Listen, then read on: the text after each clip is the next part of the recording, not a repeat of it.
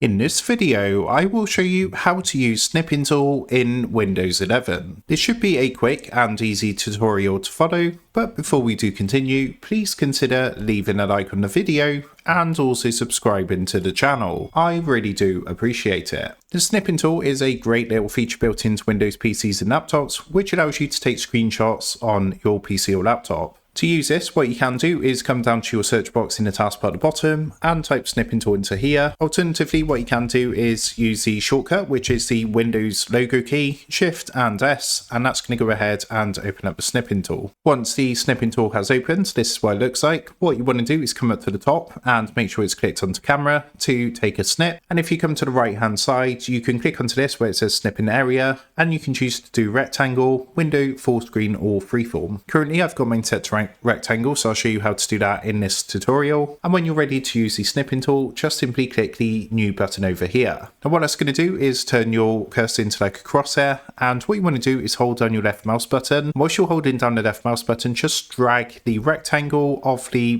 part of your laptop screen or PC screen that you want to take a screenshot of. Once you're happy, let go of the mouse button, and that's going to go ahead and, as you can see, provide you with a screenshot. And that is how to use the Snipping Tool in Windows 11. So with that being said, I hope this quick tutorial did help you out today. And if this did help you out, I would really appreciate it if you was to consider dropping down below the video, leaving a like, and also subscribing to the channel. With that being said, I just want to take a minute to thank you guys for watching this quick tutorial, and I will see you in the next video.